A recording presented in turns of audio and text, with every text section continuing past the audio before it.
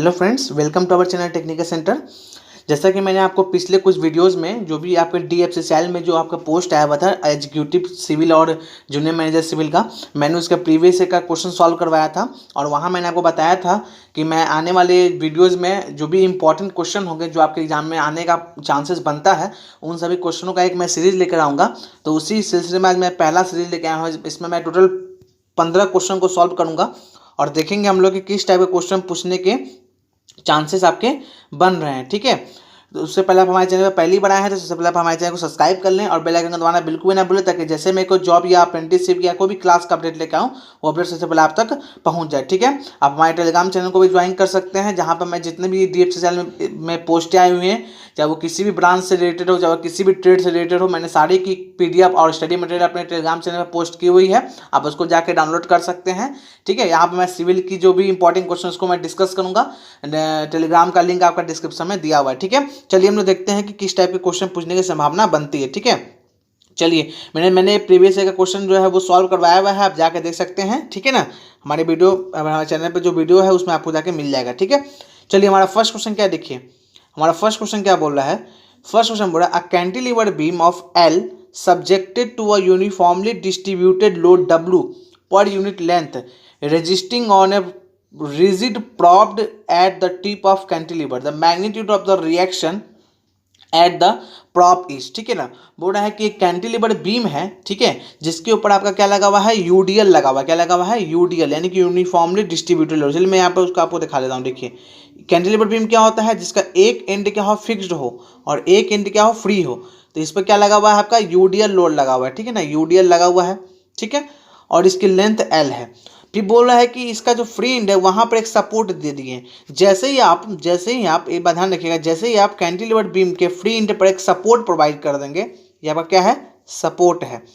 जैसे ही आप cantilever beam के फ्री एंड पर आप एक सपोर्ट प्रोवाइड करेंगे, अब इसका नाम प्रॉप्ड कैंटिलीवर बीम हो जाएगा। क्या हो जाएगा, प्रॉप्ड कैंटिलीवर बीम हो जाएगा। तो पूछ रहा है कि ऐसा अरेंजमेंट है तो बताइए इस सपोर्ट पर कितना रिएक्शन आएगा। ठीक है ना, तो देखिए इसको सॉल्व करने का एक तरीका होता है, उसको हम बोलते हैं कंपैटिबिलिटी इक्वेशन। ठीक है ना, वो मैं यहाँ पर डिस्कस नहीं करूँगा क्योंकि वीडियो काफ़ी लंबा हो जाएगा, वो चूंकि थियोरेटिकल पार्ट है। वैसे मैं आपको बता देता हूँ कि आप इसको डायरेक्ट भी याद रख सकते हैं। इसका जो आंसर होगा, यानी उस पर जो आपका लोड आएगा, यानी जो आपका सपोर्ट पर जो आपका रिएक्शन आएगा वो आएगा आपका 3WL/8 के इक्वल आएगा। ठीक है, क्या आएगा, 3WL/8 के इक्वल आएगा। ठीक है, चलिए नेक्स्ट क्वेश्चन देखते हैं हम लोग। नेक्स्ट क्वेश्चन बोल रहा है, an axially loaded bar is subjected to a normal stress of 173 MPa, the shear stress in the bar. ठीक है, देखिए बोल रहा है कि एक आपका जो आपका एक्सली लोडेड बार है जिस पर नॉर्मल स्ट्रेस कितना लग रहा है, 130। मान लीजिए कि ये कोई बार है, यहाँ पर आपको लग रहा है 173 MPa। ठीक है ना, तो बोल रहा है कि बताइए इस पर शियर स्ट्रेस कितना आएगा। ठीक है, देखिए आपको एक बात पता होना चाहिए कि जो नॉर्मल जो शियर स्ट्रेस होता है, देखिए हम दो तरह के स्ट्रेसेस नॉर्मल स्ट्रेस आ सकते हैं। ठीक है, एक माइनर आ सकता है, एक मेजर आ सकता है। क्योंकि इसमें एक ही दिया हुआ है, यानी कि इसमें मेजर जो है वो दे दिया है, माइनर का बात इसमें नहीं किया है। तो हम लोग क्या जानते हैं कि शियर स्ट्रेस जो होता है, शियर स्ट्रेस टाउ निकालना हो तब क्या कीजिएगा, σ1 माइनस σ3/2 कर देंगे। σ1 माइनस σ3/2 कर देंगे, जहाँ पर σ1 क्या आपका मेजर स्ट्रेस है और σ3 क्या आपका माइनर स्ट्रेस है। अब माइनर स्ट्रेस जब आपको दिया ही नहीं है तो σ3 की वैल्यू कितनी हो जाएगी, 0 हो जाएगी। तो यानी कि आपका जो टाउ निकलेगा वो टाउ सिर्फ निकलेगा टाउ इक्वल टू σ1/2 और σ1 की वैल्यू कितनी है, 173। तो 173/2 जब आप करेंगे तो आपको आंसर मिलेगा 86.5 MPa। ठीक है, दैट मीन्स आपका ऑप्शन नंबर बी जो है वो करेक्ट हो जाएगा इस क्वेश्चन के लिए। ठीक है, ये आपका ट्रांसफॉर्मेशन ऑफ स्ट्रेस का क्वेश्चन है, स्ट्रेंथ ऑफ मटेरियल का। देखिए नेक्स्ट क्वेश्चन क्या बोल रहा है। नेक्स्ट क्वेश्चन बोल रहा है, the maximum bending stress induced in A steel wire of modulus of elasticity 200 kN/mm² and diameter 1 mm when wound on a drum of diameter 1 meter is approximately equal to। ठीक है ना, देखिए question में क्या बोल रहा है। इस क्वेश्चन में बोल रहा है कि आपको मैक्सिमम बेंडिंग स्ट्रेस बताना है। ठीक है ना, जो एक स्टील वायर में इंड्यूस्ड होगा, जिसकी मॉडुलस ऑफ इलास्टिसिटी यानी ई की वैल्यू कितनी है, देखिए मैं यहाँ पर लिखते जाता हूँ।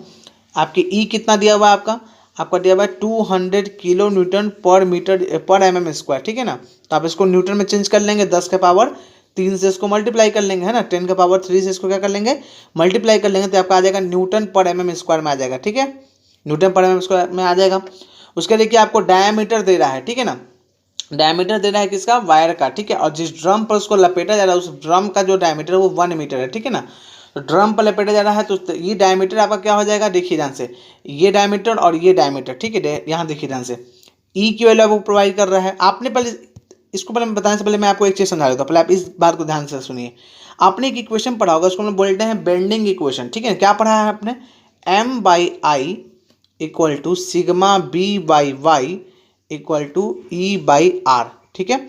मुझे इससे कोई मतलब नहीं, फर्स्ट बार से मैं इस दोनों का यूज करूंगा, ठीक है। फ्लैक्चर इक्वेशन में मुझे सिग्मा बी निकालना, बेंडिंग स्ट्रेस, ठीक है। मुझे ई क्वेश्चन में गिवन है, ठीक है। वाई मुझे क्या है, मुझे ड्रम, जिस ड्रम की बात की जा रही है उस ड्रम का मैक्सिमम बेंडिंग स्ट्रेस कहाँ आएगा, जो ड्रम होगा उसके हाफ हाइट पर आएगा, ठीक है। उसके बिल्कुल यहाँ पर आएगा, तो 1 मीटर का है तो आधा मीटर हो जाएगा वाई की वैल्यू, है ना। और आर की वैल्यू मुझे क्वेश्चन में गिवन है, जो डायमीटर है वो मुझे गिवन है, तो मुझे सभी चीज़ पता है। तो मुझे क्या पता है, सब चीज़ पता है, यानी सिग्मा बी मुझे निकालना होगा, तो क्या मैं कर दूंगा, E/R इंटू क्या हो जाएगा, वाई, ठीक है। अब मुझे सभी चीज़ क्या है पता है, इसमें ई भी पता है, वाई पता है। वाई कितना हो जाता है मुझे पता है, मैक्सिमम बेंडिंग स्ट्रेस कहाँ होता है, हाफ पर होता है। तो मैं 1 मीटर का क्या हो जाएगा, 0.5 मीटर हो जाएगा, ठीक है ना, क्लियर है। और आर मुझे रेडियस तो पता ही है, ठीक है। 1 mm डायमीटर है तो रेडियस मैं निकाल सकता हूँ आराम से, 0.5 mm हो जाएगा। आप इस मीटर को 0.5 मीटर को भी mm में चेंज कर दीजिएगा 10 के पावर 3 से मल्टीप्लाई करके, तो आप सभी चीज़ें यहाँ पुट कीजिए। ई का वैल्यू क्या आ जाएगा, 200 इंटू 10 का पावर 3। वाई की वैल्यू कितनी हो जाएगी, देखिए मैं आपको फिर से एक बार समझा, ध्यान से समझ लीजिए, क्योंकि इस क्वेश्चन में थोड़ा सा यूनिट जो है वो काफ़ी डिफिकल्ट टाइप का दे दिया है। क्या हो जाएगा आपका, ई की वैल्यू कितना हो जाएगी, ई की वैल्यू आपकी हो जाएगी 200 इंटू 10 का पावर 3 हो जाएगा, ठीक है। अब देखिए वाई की वैल्यू क्या होगा, 0.5 मीटर, लेकिन मुझे क्वेश्चन में जो ऑप्शन दिया हुआ है, ध्यान से देखिए, मुझे जो ऑप्शन दिया हुआ है मैं आपको दिखाता हूँ, देखिए जो ऑप्शन दिया हुआ है वो मुझे सब न्यूटन पर एम स्क्वायर में दिया हुआ है। तो वाई की वैल्यू कितनी हो जाएगी, 0.5 इंटू 10 का पावर 3, ठीक है। और आर की वैल्यू कितनी हो जाएगी, आपको 1 mm है तो 1 mm का आधा कितना हो जाएगा, डायमीटर दिया हुआ तो रेडियस कितना हो जाएगा, 0.5 mm, 0.5 mm हो जाएगा। जब इसको सॉल्व करेंगे, ठीक है ना, तो आपको जो आंसर मिलेगा, ठीक है, वो आपको कुछ आंसर आपको मिल जाएगा, ये 200 न्यूटन पर एम एम स्क्वायर का आपको आंसर मिल जाएगा, ठीक है। तो आप इसको सॉल्व करेंगे तो आपको आंसर मिल जाएगा 200 न्यूटन पर एम एम स्क्वायर, ठीक है। चलिए नेक्स्ट क्वेश्चन देखते हैं। नेक्स्ट क्वेश्चन बोल रहा है the deformation in concrete due to sustain loading is, ठीक है। सस्टेन लोडिंग मतलब होता है जो लोड बहुत दिन तक लगा हुआ है उसके कारण जो डिफॉर्मेशन आया कंक्रीट में, उसको क्या बोलते हैं, तो उसको हम लोग बोलते हैं क्रीप, क्या बोलते हैं, क्रीप बोलते हैं, ठीक है। सस्टेन लोडिंग कारण जो डिफॉर्मेशन आता है उसको हम क्या बोलते हैं, क्रीप बोलते हैं। बाकी सबका भी डिस्कशन कर ही लेते हैं। हाइड्रेशन क्या होता है कि जब आप सीमेंट में क्या करते हैं, वाटर को ऐड करते हैं, ठीक है। तो सीमेंट के अंदर जो भी उसके कंपोजिशन होते हैं उसका वाटर से क्या होता है, रिएक्शन होता है, ठीक है। रिएक्शन होने के समय जो हीट जनरेट होता है, ठीक है ना, उसको हम लोग बोलते हैं हाइड्रेशन, ठीक है। हाइड्रेशन एक प्रोसेस है जिसमें जो सीमेंट है ना, वो अपने प्लास्टिक स्टेट से किस स्टेट में पहुंचने की कोशिश करता है, हार्डन स्टेट में, ठीक है, या बोल सकते हैं आप सॉलिड स्टेट में। सेग्रीगेशन क्या होता है, सेग्रीगेशन क्या होता है कि कंक्रीट जो होता है, कंक्रीट से जो उसके कोर्स एग्रीगेट होते हैं उसका सेपरेट होना, है ना, separation of coarse aggregate. Coarse aggregate जो आप यूज करते हैं अपने कंक्रीट को बनाने के लिए, उसका सेपरेट हो जाना कंक्रीट से क्या कहलाता है, सेग्रीगेशन कहलाता है, ठीक है। और श्रिंकेज क्या होता है कि जब आपका कंक्रीट हार्ड हो जाता है तो हार्ड होने के बाद उसमें से वाटर लॉस होने के कारण उसकी जो वॉल्यूम में डिक्रीजमेंट आता है, ठीक है, उसको हम लोग क्या बोलते हैं, श्रिंकेज बोलते हैं, ठीक है। तो मैंने सभी का डिस्कशन कर लिया है। नेक्स्ट बार कोई भी क्वेश्चन बने तो आप सॉल्व कर सकते हैं। नेक्स्ट क्वेश्चन बोलिए, देखिए क्या बोला, modulus of elasticity of M25 grade concrete in MPa, ठीक है ना। बोल रहा है कि बताइए मॉडुलस ऑफ इलास्टिसिटी कितना होगा अगर M25 ग्रेड का कंक्रीट हम लेते हैं। तो आपको पता है कि मॉडुलस ऑफ इलास्टिसिटी क्या हम लोग फॉर्मूला लिखते हैं, IS कोड हमें क्या रिकमेंड करता है, IS कोड हमें रिकमेंड करता है modulus of elasticity equal to 5000 under root FCK। Under root क्या होता है, FCK। FCK क्या आपका कैरेक्टरिस्टिक स्ट्रेंथ ऑफ कंक्रीट, और ये जो आपको M25 में जो 25 है ये कंक्रीट की कैरेक्टरिस्टिक स्ट्रेंथ होती है, ठीक है ना। तो आप इसको यहाँ पर क्या करेंगे, 25 को पुट कर देंगे। जब पुट करेंगे तो क्या मिलेगा आपको, देखिए 5000 into under root 25, under root 25 का मतलब क्या हो गया 5, तो 5 इंटू 5000 जब आप करेंगे तो आपका आंसर मिल जाएगा 25,000, क्या मिल जाएगा 25,000। दैट मीन्स आपका ऑप्शन नंबर ए जो है वो करेक्ट हो जाएगा इस क्वेश्चन के, ठीक है। नेक्स्ट क्वेश्चन देखिए क्या बोल रहा है। नेक्स्ट क्वेश्चन बोल रहा है the permissible tensile stress in concrete made of M25 concrete, ठीक है, बोला M25 कॉन्क्रीट के लिए परमिसिबल टेंसाइल स्ट्रेस क्या होगा। तो देखिए आईएएस कोड हमें बोलता है कि परमिसिबल टेंसाइल स्ट्रेस अगर आपको निकालना है या फ्लेक्सुरल स्ट्रेंथ भी उसको बोल सकते हैं, वो क्या होता है 0.7 अंडर रूट FCK होता है, ठीक है। अभी मैंने जस्ट इसके पहले क्वेश्चन FCK बता दिया है, आप इस 25 को यहाँ उठा के पुट कर देंगे, ठीक है ना। तो क्या हो जाएगा आपका 0.7 और अंडर रूट 25 का वैल्यू 5। तो जब आप 0.7 को 5 से मल्टीप्लाई करेंगे तो इट्स आंसर इज 3.5 न्यूटन पर mm², ठीक है। यानी ऑप्शन नंबर आपका ए जो है वो करेक्ट हो जाएगा, ठीक है। चलिए नेक्स्ट क्वेश्चन देखते हैं। नेक्स्ट क्वेश्चन देखिए क्या बोल रहा है। A column of size 450 mm into 600 mm has unsupported length of 3 metre and is braced against side sway in both direction, ठीक है। According to IS 456/2000 the minimum eccentricity in mm with respect to major and minor principal axis, ठीक है ना। क्या बोल रहा है इस क्वेश्चन में। इस क्वेश्चन में बोला कि एक कॉलम है जिसकी साइज 450 इंटू 600 mm का। देखिए मैं इसको पहले आपको डायग्राम से समझाता हूँ। एक कॉलम हो गई, मैंने यहाँ पे एक कॉलम बना दिया, इसका जो हाई ये डेप्थ है वो 600 है और ये जो है वो 450 है, ठीक है।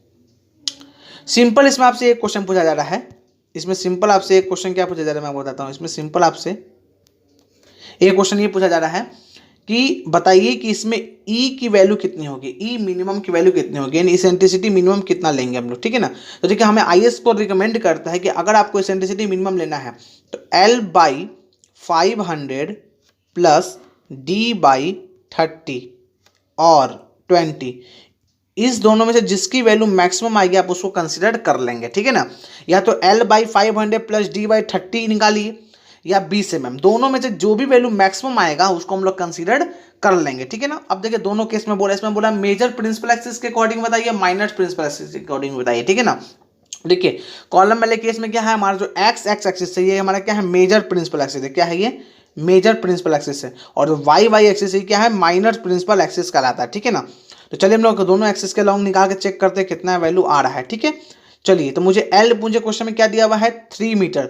अब चूंकि सब mm में है तो मुझे 3 मीटर को भी mm में लिखना पड़ेगा, तो क्या लिखता हूँ मैं 3000 हो गया mm बाई 500 प्लस क्या हो जाएगा आपका। देखिए अब पहले मैं मेजर के लिए निकाल रहा हूँ, क्या निकाल रहा हूँ मेजर के लिए। जब मेजर के लिए निकालूंगा, मैंने अभी आपको बताया मेजर के लिए मैं निकालूंगा तो ये हमारा एक्स एक्सिस क्या हो जाएगा, ये मेजर एक्सिस होगा।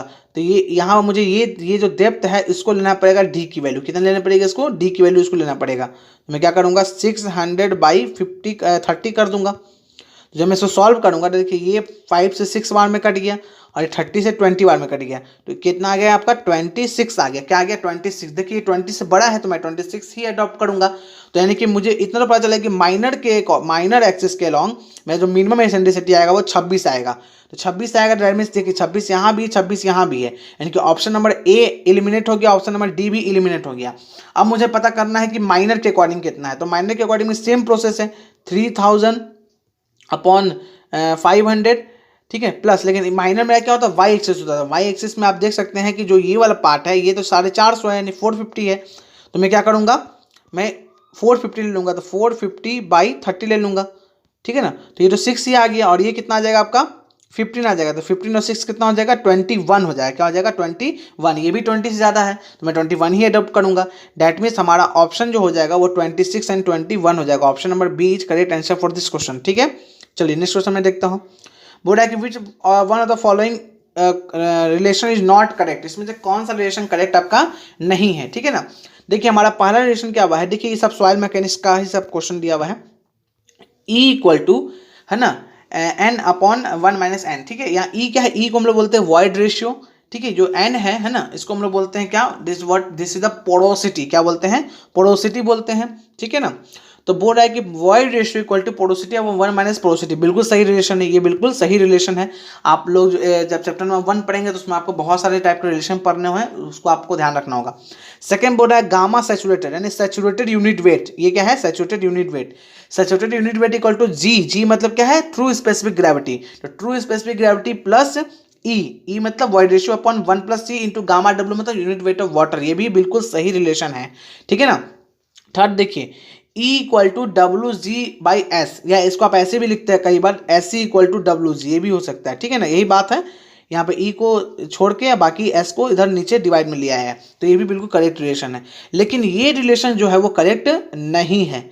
क्यों नहीं करेक्ट है, इसमें क्या गलती किया गया है, तो देखिए ये जो पोरोसिटी होता है अगर उसको आपको निकालना हो तो E/1 + E होता है, ठीक है, ना कि 1 - E होता है, ठीक है। दैट मीन्स आपका ऑप्शन नंबर सी जो है वो करेक्ट है, क्योंकि ये जो है रिलेशन करेक्ट नहीं है, ठीक है। चलिए नेक्स्ट क्वेश्चन देखिए। नेक्स्ट क्वेश्चन देखिए क्या बोला था, void ratio and specific gravity of soil are 0.65 and 2.72, यानी आपको ई की वैल्यू क्या दे रही है, आपको 0.65 दे रहा है, ठीक है ना, और आपको जी का वैल्यू क्या दे रहा है, आपका 2.72 दे रहा है, ठीक है। At the degree of saturation corresponding to water content of 20%। देखिए आपको क्या बोल रहा है कि आप एस बताइए कितना होगा, डिग्री ऑफ सेचुरेशन बताइए कितना होगा, अगर आपको वाटर कंटेंट 20% दे रहा है, ठीक है, 20% का मतलब क्या होगा, आपका 0.2 दे रहा है, ठीक है। तो बताइए एस की वैल्यू कितनी होगी। अभी मैंने आपको थोड़ा देर पहले ऊपर एक रिलेशन बताया था, क्या बताया था relation, S E equal to क्या होता है, देखिए मैं आपको बताता हूँ, एस ई इक्वल टू क्या होता है, डब्ल्यू जी होता है। तो मुझे एस निकालना तो मैं क्या करूँगा, W/G/E कर दूंगा। अब मुझे डब्ल्यू कितनी दी हुई, वाटर कंटेंट 20%, यानी कि 0.2, मैं परसेंट में नहीं रखता हूँ, मैं हमेशा किस में रखता हूँ, पॉइंट में रखता हूँ, ठीक है। जी की वैल्यू कितनी मुझे दी हुई है, 2.72 दी हुई स्पेसिफिक ग्रेविटी, ठीक है, और मुझे ई की वैल्यू कितनी दी हुई है, 0.65 दी हुई है, ठीक है ना, और इंटू 100 में करूंगा तो एस की वैल्यू परसेंटेज में आ जाएगी, ठीक है। अब इसको जब सॉल्व करेंगे तो आपको आंसर मिलेगा 83.7% आपको आंसर मिल जाएगा, ठीक है ना। चलिए आगे मैं बढ़ता हूँ। अब देखिए ये क्लासिफिकेशन ऑफ सॉइल का क्वेश्चन है, बहुत अच्छा क्वेश्चन है। देखिए group samples assigned to silty sand and clayey sand are respectively, ठीक है ना। बोल रहा है कि बताइए सिल्टी सैंड और क्लेई सैंड के लिए क्या हम लोग ग्रुपिंग सिंबल यूज करते हैं। देखिए एक बात ध्यान रखिए कि सैंड के लिए आप जो यूज करते हैं वो आप यूज करते हैं एस, क्या यूज करते हैं, एस, प्लीज बात को ध्यान रखिए। सिल्ट के लिए जो आप यूज करते हैं वो यूज करते हैं आप एम, ठीक है। समझ आ रहा है तुम्हें, आपको मैं क्या बता रहा हूँ कि सिल्ट के लिए आप क्या यूज करते हैं, एम यूज करते हैं। सैंड के लिए क्या यूज करते हैं आप, सैंड के लिए आप यूज करते हैं एस यूज करते हैं। क्ले के लिए क्या यूज करते हैं हम लोग, सी यूज करते हैं, ठीक है। इतना बार क्लियर है। अब देखिए जब भी नाम लिखा जाता है, ठीक है, जब भी सिंबल दिया जाता है तो जो नाम पहले है उसका सिंबल बाद में आएगा, ठीक है, इसका सिंबल बाद में। अगर मुझे सिल्टी सैंड लिखना है तो देखिए सिल्ट क्या क्या होता है, एम होता है, मैंने आपको बताया है, और सैंड क्या होता है आपका, एस होता है, क्या होता है, एस होता है। लेकिन जब इसका आप सिंबल लिखेंगे तो इसको क्या करेंगे, अपोजिट कर देंगे, उल्टा लिख देंगे, एस एम लिख देंगे। तो इसको पढ़ने का तरीका होता है क्या, पीछे से पढ़िए, सिल्टी सैंड, पीछे से पढ़ेंगे तो सिल्टी सैंड, सिल्टी सैंड, ठीक है ना। तो दैट मीन्स आपका सिल्टी सैंड जो है वो एस एम हो जाएगा। वैसे देखिए क्लेई सैंड है, तो क्लेई सैंड अगर आप सीधा सीधा देखेंगे तो क्ले का क्या हो जाएगा, सी हो जाएगा, और सैंड का एस हो जाएगा। तो सी एस नहीं होगा, आपको क्या करना है, एस सी, क्या हो जाएगा, एस सी हो जाएगा। तो देखिए क्लेई सैंड उल्टा पढ़ता है, पढ़ते उल्टा है, ठीक है ना, पढ़ते क्या है, उल्टा हम लोग हैं, ठीक है ना, लेकिन उसको लिखते हैं कैसे, सीधा लिखते हैं, ठीक है ना। दैट मीन्स आपका ऑप्शन नंबर सी आप देख सकते हैं, एस एम, यानी कि आपका सिल्टी, देखिए एम से सिल्ट, एस से सैंड, सिल्टी सैंड, और सी एस मतलब एस सी मतलब हो गया आपका क्लेई सैंड, क्लियर है। दैट मीन्स आपका ऑप्शन नंबर सी बिल्कुल करेक्ट है, इस बात को आप ध्यान रखेंगे। नेक्स्ट क्वेश्चन देखिए क्या है। नेक्स्ट क्वेश्चन आपका बोल रहा है the reading of differential manometer of a venturi meter placed at 45 degree to the horizontal is 11 centimetre. बोला है कि एक वेंचुरी मीटर में हम लोगों ने एक डिफरेंशियल मैनोमीटर लगाया है। वेंचुरी मीटर एक डिवाइस होता है जिसका यूज हम लोग क्या करते हैं, डिस्चार्ज निकालने के लिए करते हैं किसी भी पाइप फ्लो के अंदर, ठीक है ना। देखिए इस टाइप का एक डिवाइस होता है, आप लोगों ने देखा भी होगा, अपने पढ़ा होगा, इस टाइप का डिवाइस होता है। यहाँ पर इसको बोलते हैं थ्रोट, ठीक है ना। तो यहाँ पर क्या किया गया, यहाँ पर एक मैनोमीटर और यहाँ पर हम लोग डिफरेंशियल मैनोमीटर ऐसे करके लगा देते हैं, ठीक है ना। तब बोल रहा है कि एक वेंचुरी मीटर था जिसमें एक डिफरेंशियल मैनोमीटर लगाया गया था, और ये डिफरेंशियल मैनोमीटर जो है वो 45 डिग्री पर लगाया गया है, नहीं कि इसको हॉरिजॉन्टली लगाया गया है। इस डिफरेंशियल मैनोमीटर को आप देख सकते हैं कुछ इस तरीके से लगाया गया होगा। अगर मैं बोलूँ ये ग्राउंड फ्लोर है तो यहाँ से ग्राउंड के रिस्पेक्ट में इसको मान के चलिए आप कि आपको कुछ इस टाइप से 45 डिग्री पर लगाया गया होगा, ठीक है ना। इसको 45 डिग्री पर ये ऐसे लगाया गया होगा। तो इसमें जो रीडिंग आ रही थी मैनोमीटर में वो 11 सेंटीमीटर आ रही थी। अब बोल रहा है कि इसको आप हॉरिजॉन्टल कर दिए, इसको आप बिल्कुल हॉरिजॉन्टल कर दिए तो इसकी मैनोमीटर रीडिंग क्या हो जाएगी। तो एक बात ध्यान रखिएगा कि वेंचुरी मीटर में आप वेंचुरी मीटर को आप किसी भी तरह से प्लेस कीजिए, ठीक है ना। आप वेंचुरी मीटर को किसी भी तरीके से प्लेस कीजिए, आप उसको एंगल पर प्लेस कीजिए, उससे उसके रीडिंग में कोई फर्क नहीं आता है, ठीक है ना। इस बात का ध्यान रखिएगा, उससे मैनोमीटर की रीडिंग में कोई फर्क नहीं आता है। तो अगर 11 सेंटीमीटर की रीडिंग 45 डिग्री पर बता रही है तो हॉरिजॉन्टल करने पर भी वेंचुरी मीटर को जब हॉरिजॉन्टल भी रख देंगे तब भी 11 सेंटीमीटर ही बताएगी रीडिंग। इस बात को आप लोग ध्यान रखेंगे, ठीक है। तो दैट मीन आपका ऑप्शन नंबर सी जो है वो आपका करेक्ट हो जाएगा। नेक्स्ट क्वेश्चन देख लेते हैं। नेक्स्ट क्वेश्चन बोल रहा है a rectangular channel open channel has a width of 5 meter and a breadth slope of 0.01 for a uniform flow depth 2 meter. The velocity is 2 meter per second. The Manning's roughness coefficient for this channel. ठीक है ना, बोल रहा है क्या कि आपको Manning's roughness coefficient निकालना है इस चैनल के। ठीक है, देखिए आपको एक बात बताना चाहिए कि हम लोग जो ओपन चैनल फ्लो पढ़ते हैं तो उसमें हम लोग ओपन चैनल फ्लो में जो वेलोसिटी निकालते हैं, ठीक है, जो हम लोग क्या निकालते हैं, वेलोसिटी निकालते हैं, वी, वो हमने निकालते हैं मैनिंग्स फॉर्मूला से। मैनिंग्स फॉर्मूला क्या बोलते हैं, 1/n r⁻²/3 s⁻1/2, ये हमारा मैनिंग्स फॉर्मूला होता है। ठीक है, जहां पर वी क्या आपकी वेलोसिटी होती है, एन क्या होता है, मैनिंग्स रफनेस कांस्टेंट होता है या मैनिंग्स रफनेस कोफिशिएंट होता है। आपको इसी एन की वैल्यू निकालनी है। ठीक है, इस क्वेश्चन में आपको एस क्या होता है, स्लोप होता है, साइड स्लोप होता है। आर क्या होता है, हाइड्रोलिक मीन डेप्थ होता है। क्या होता है, हाइड्रोलिक मीन डेप्थ या हाइड्रोलिक मीन रेडियस बोलिए, ज्यादा बेटर है, हाइड्रोलिक मीन रेडियस होता है। ठीक है, और आर की वैल्यू जो हम लोग निकालते हैं, आर की वैल्यू जो हम लोग निकालते हैं वो निकालते हैं A/P, area upon perimeter. Area कौन सा एरिया है ना, तो ये आपका हो गया वेटेड एरिया, और पी क्या हो गया आपका वेटेड पेरीमीटर। क्या हो गया, वेटेड पेरीमीटर। तो एरिया कैसे निकालेंगे आप, बी इंटू वाई करेंगे, है ना, वी इंटू वाई, और वेटेड पेरीमीटर। देखिए जब आप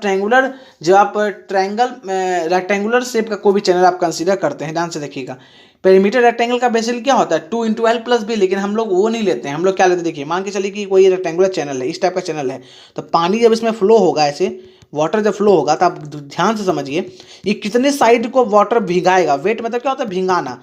तो देखिए एक तो नीचे वाला साइड देखिए पानी से भीग रहा है, एक साइड वाला साइड पानी से भीग रहा है, और ये ऊपर का थोड़ी पानी से भीग रहा है, नहीं भीग रहा है। डेट में देखिए एक तो ये बी हो गया और ये वाई हो गया। वाई मतलब डेप्थ ऑफ फ्लो, पानी कितना डेप्थ तक फ्लो कर रहा होता है तब भीगेगा, और इधर भी वाई हो गया।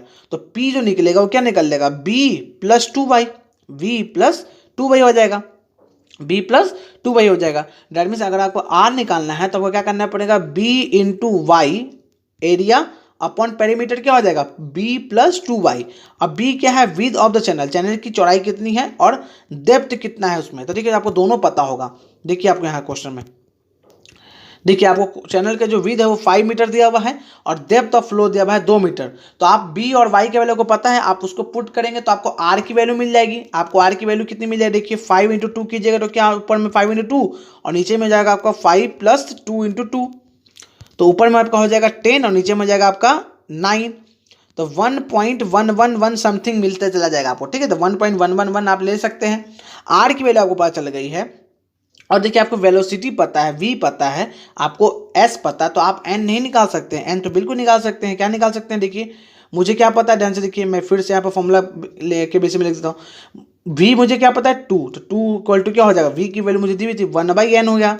आर की वैल्यू कितना है मेरी 1.111 समथिंग आया, तो इसके पावर 2/3 हो गया।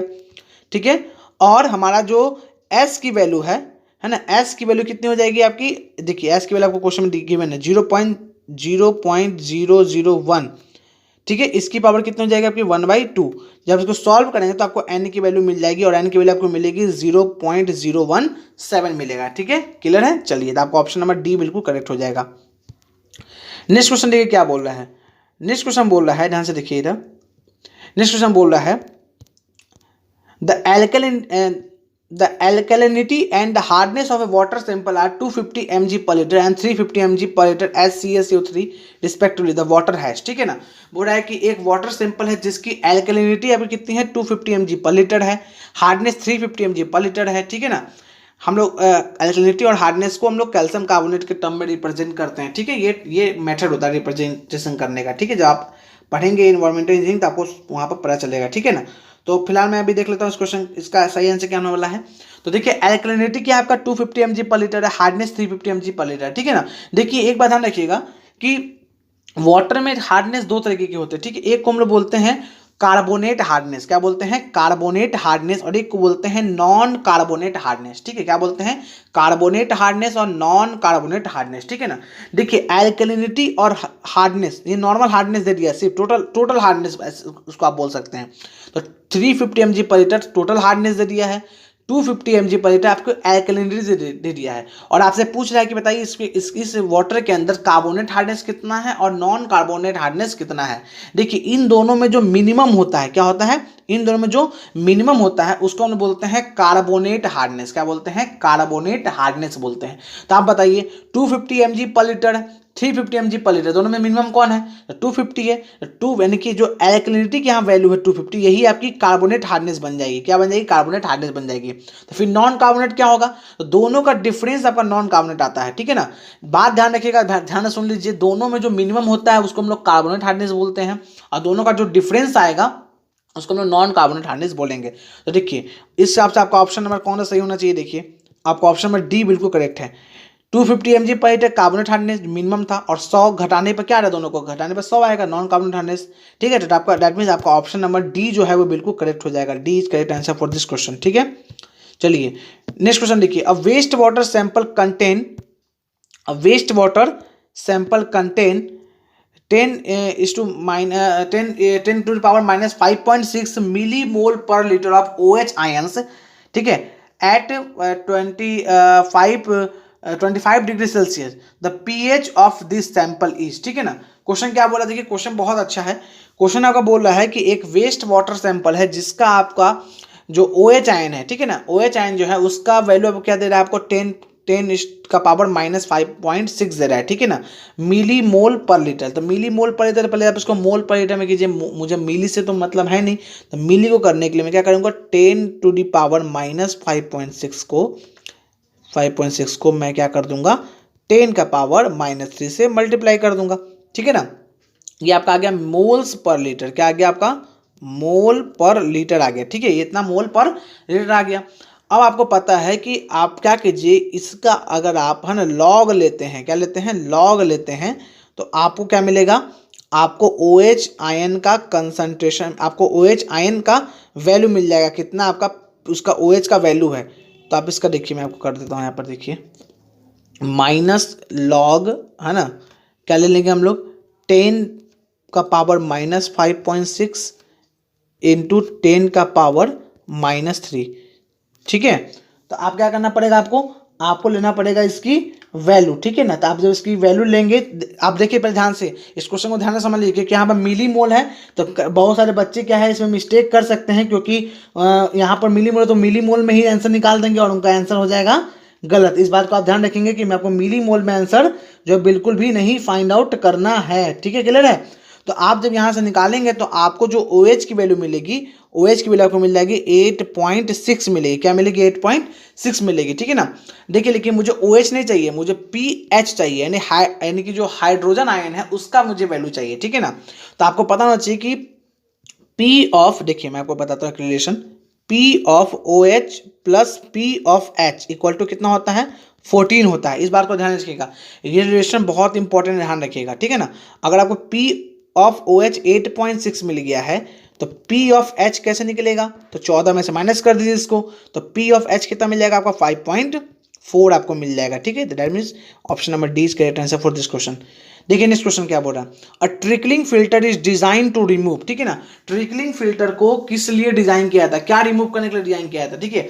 तो ध्यान रखिएगा, ट्रिकलिंग फिल्टर का हम लोग यूज करते हैं डिजॉल्व ऑर्गेनिक मैटर को रिमूव करने में, क्योंकि इसका हम लोग वेस्ट वाटर में यूज करते हैं। वेस्ट वाटर में डिजॉल्व ऑर्गेनिक मैटर काफी ज्यादा होते हैं, सेटलेबल सॉल्यूट को तो हम लोग ग्रिड चैम्बर में भी रिमूव कर सकते हैं, ठीक है।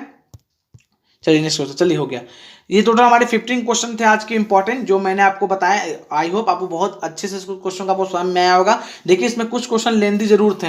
देखिए क्वेश्चन इसलिए लेंदी था क्योंकि जब आप DFCCL का प्रीवियस ईयर का क्वेश्चन देखेंगे 18 में, तो बहुत सारे ऐसे क्वेश्चन थे जिसमें वो क्वेश्चन बहुत ज़्यादा लेंदी उन्होंने पूछा है, ठीक है ना, न्यूमेरिकल पोर्शन खास करके।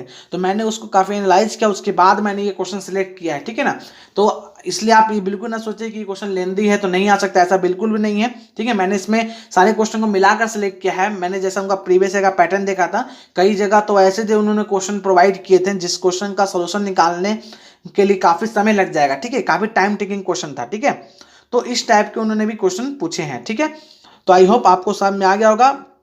अगर फिर भी आपको कोई डाउट है तो आप उसको कमेंट बॉक्स में मेंशन कर दीजिए, मैं डाउट को आपको सॉल्व करने की पूरी कोशिश करूंगा। और मैंने DFCCL के लिए क्या मेडिकल रिक्वायरमेंट है उसकी मैंने एक वीडियो बनाई हुई है, आप उसको भी जाके एक बार देख सकते हैं, ठीक है। चलिए, तो आई होप आपको आज का वीडियो लेक्चर पसंद आया होगा। अगर आपको वीडियो पसंद आया है तो हमारे चैनल को सब्सक्राइब जरूर कर लें और हमारे वीडियो को लाइक जरूर कर दें, ताकि हमें भी ये मोटिवेशन मिल सके कि आप हमारे वीडियो को पसंद कर रहे हैं। ठीक है, चलिए, थैंक यू।